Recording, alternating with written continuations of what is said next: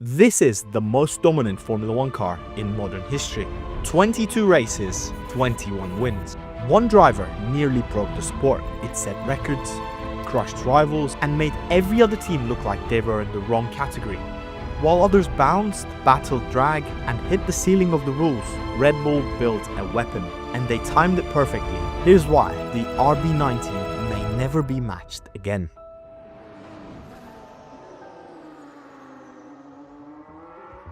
Red Bull didn't reinvent their car. They didn't need to. They evolved the monster, the RB18, and took it to the limit. Let's start underneath. The RB19's aerodynamic philosophy was all about control and consistency. It featured a V-shaped front chassis profile, which helped direct clean airflow toward the underfloor tunnels. This shaping reduced the floor separation and boosted the floor performance, a subtle but a vital upgrade.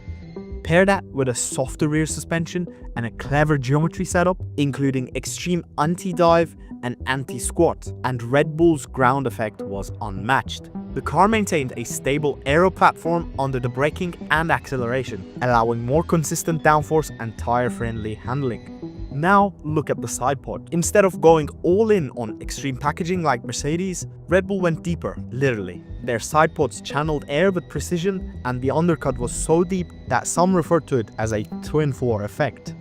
Red Bull achieved this by repackaging internals to free up space, enabling airflow to energize the rear end and diffuser.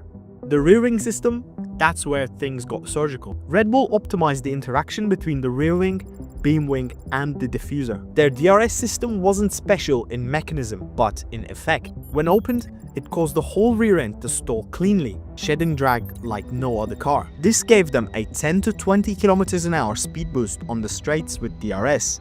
Small details mattered too. Brake duct designs were optimized for cooling and drag reduction. Weight savings through components like slim brake calipers helped lower the center of gravity.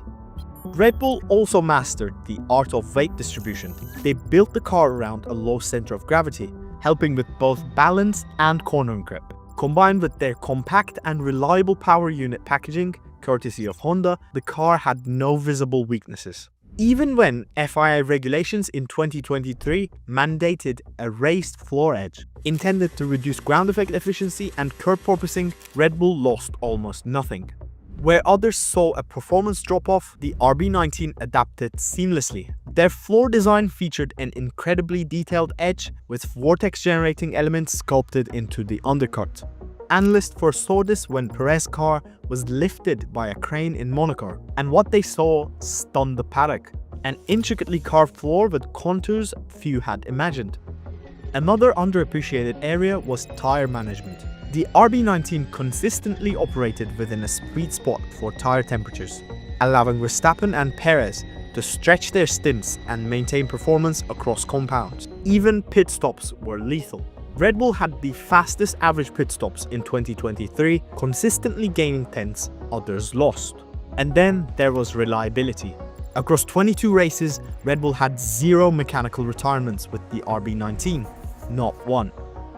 That let them push the engine hard without fear, giving Max more confidence to fight, overcut, or stretch stints. Their strategy calls were rarely questioned because they rarely got them wrong. They didn't win with luck, they won with execution. Every time. All this without headline-grabbing tricks. No active suspension like Newey's 1992 Williams, no double diffuser like Brawn in 2009, just relentless refinement. Each change was small. Together, they built the fastest F1 car in a generation.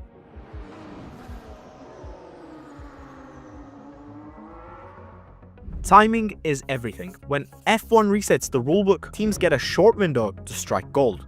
And in 2022, the first year of the new ground effect era, Red Bull hit early and hard. Other teams were still learning the regulations. Red Bull, they were already pushing the boundaries. And behind that push was Adrian Newey.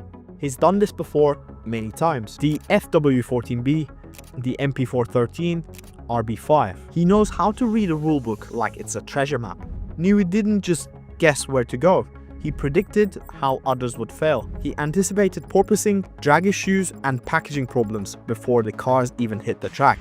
When 2022 rules were announced, Newey immediately saw the value of the underfloor aero and mechanical grip. He didn't just design for performance, he designed for stability.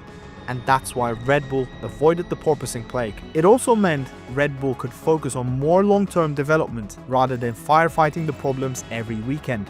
They refined setups, tested new concepts, and gathered clean data while others struggled just to stay competitive. Strategically, they front-loaded their development, although 10% reduction in wind tunnel time, a penalty for breaching the cost cap, officially applied to 2023, most of the design and simulation work for RB19 was already completed by then. Red Bull maximized what time they had left in 2022, delivering a dominant baseline early and refining efficiently throughout the season, while rivals scrambled.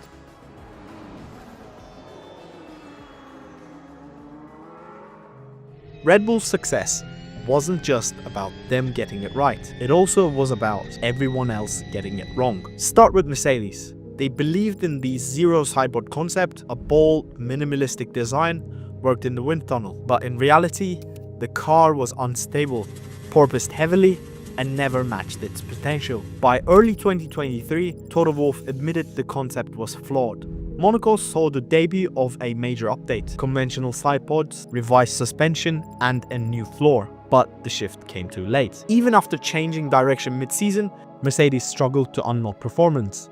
They tried blending old and new aero philosophies, but couldn't match Red Bull's platform stability. Ferrari's story was different, but the results were same. They started 2022 strong, but their 2023 car had a narrow operating window. One lap pace was there, but tire degradation, instability, and unpredictable balance held them back. Under the new team boss, Fred Vasseur, Ferrari began reworking its technical department. But structural changes take time. They shifted development towards 2024 early, realizing the SF23 couldn't consistently compete. That left Red Bull with almost no consistent challenger. Ferrari and Mercedes combined for just one win, Sainz in Singapore. It was the first time since 2004 that only one team dominated a season this completely. Red Bull's advantage wasn't just in hardware, it was in execution, stability, and confidence. While others rebuilt, Red Bull refined. Aston Martin offered an early surprise. Their AMR 23 bore visual similarities to Red Bull design, and Alonso's podium streak in the first few races had people wondering if they were serious challengers.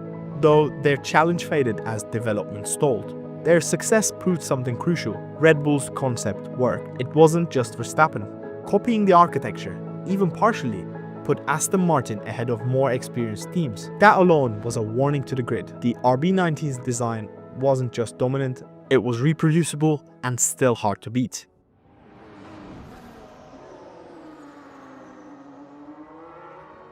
And then there was Max Verstappen. 19 wins, 575 points, 13 poles, a 290-point lead over the second place. He dominated the field. Even with the best car, Max elevated it. In Miami, he started 9th and won. In Jeddah, 15th to 2nd. In Spa, he took the lead from 6th by lap 17. His teammate Sergio Perez had the same machine, and yet he finished under half the points. The RB19 was tailored to Verstappen's aggressive style. Sharp front end, rock solid rear grip, and instant rotation. That's exactly what he thrives on. Verstappen's precision in high-speed corners, confidence on the braking, and ability to extract pace on worn tires made him nearly untouchable. He pushed the car to the edge and rarely stepped over it. His average qualifying advantage over Perez, nearly half a second. He was consistent, flawless, relentless, points in every race, the most laps led in the season, the most wins, the longest streak, and a sprint title too. The RB19 was perfect, Verstappen made it unbeatable.